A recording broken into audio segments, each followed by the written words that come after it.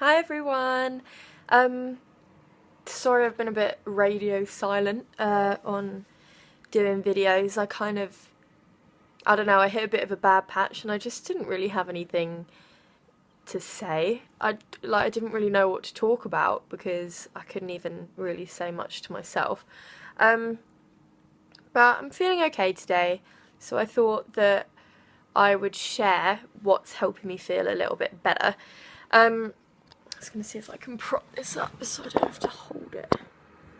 Yeah, so I was talking to my therapist and we were basically discussing how I tend to just go into this numb state of I don't really show emotion which is negative or really happy. I just kind of go into a place where I don't need to feel anything because part of the condition that I have is that emotions are really intense, so it's better to just not feel anything at all. And that's the same for quite a lot of different mental illnesses, for example, anxiety, depression.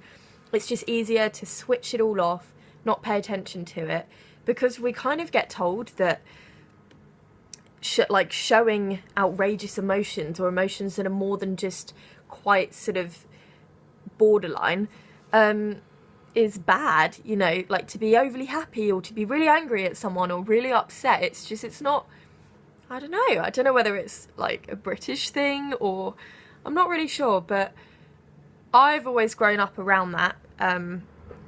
I've seen it so many times where, yeah, you're kind of supposed to just be in the middle and you're not really supposed to be anything on either side.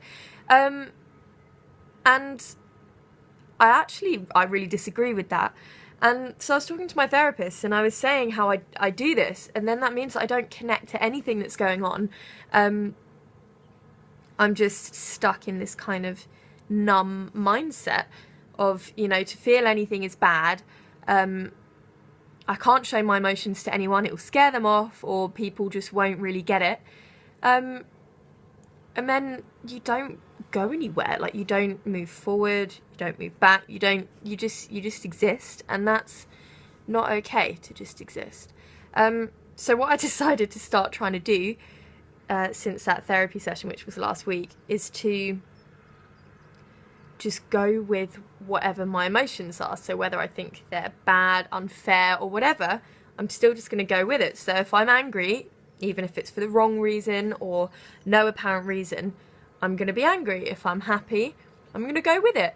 And you know what? If it freaks people out because I'm all over the place and my mood's shifting and 1 minute I'm happy, 1 minute I'm sad, the next minute I'm excited, so what? I really, like, why does it matter? Why does what other people think matter? Because I've actually found that when I'm judging people myself, majority of the time, I get a bit of a kick up the backside or a new realization that the way that I'm behaving towards others isn't okay when people are just being themselves and not really caring, you know, not being reserved and sort of afraid of what other people might think, but they're actually just going with how they are, and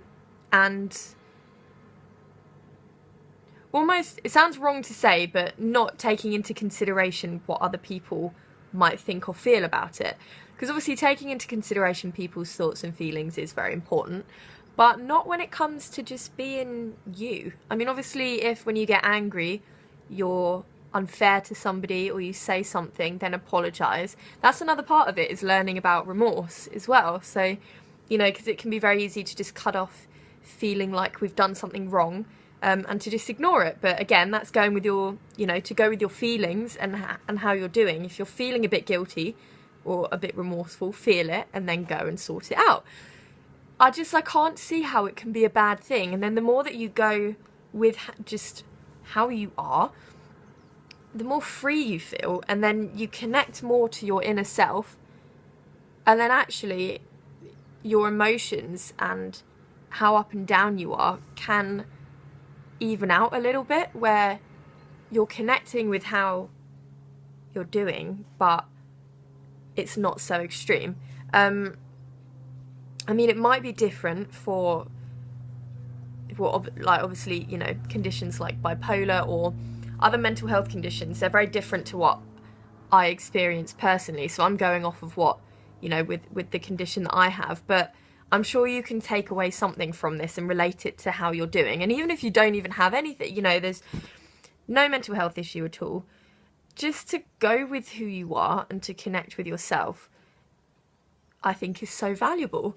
And actually, we don't do it because we fear that other people won't accept it. And to begin with, they might not.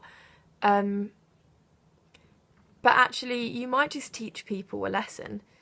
And in doing so, you connect to yourself. And that's the most valuable thing that you can ever do, is to connect to who you really are.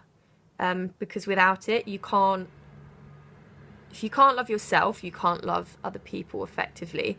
You will continuously get irritated by things that you see in them that are similar to things that annoy you about yourself, and you'll get annoyed at that. It just, there's always this projection that goes on when you're not quite okay with yourself, and that's why to do everything possible that you can to reconnect to yourself is so important. And so one of my tips that I've found has been helping a little bit this week, is to just go with my emotions, my feelings, and then as and when they happen, to then look at them and recognize, you know, whether that was unfair or not.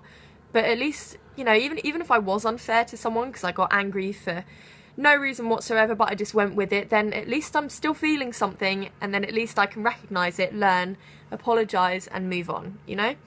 I'm not saying go and be really nasty to people if that's what you're feeling, but you know what I mean. So yeah, I'll keep it short today, but yeah, I just wanted to say that because it's kind of helped me a little bit this week to connect to myself. And it's actually, the more that I connect to myself, it's funny, so things like the bulimia have been a little bit easier over the last few days because I've been connecting to myself a bit more. You know, I don't know if it's going to last or not, but I just noticed a little pattern there, and I thought it was pretty valuable because, you know, if it's helping to combat my other issues as well, then it's something that I want to continue doing, which is to, yeah, connect to myself. So have a good Saturday. Share, send it to people, you know, and I'll try to not leave it as long between videos next time. I don't actually know how long it's been, but anyway, thanks for watching. And yeah, I'll see you soon.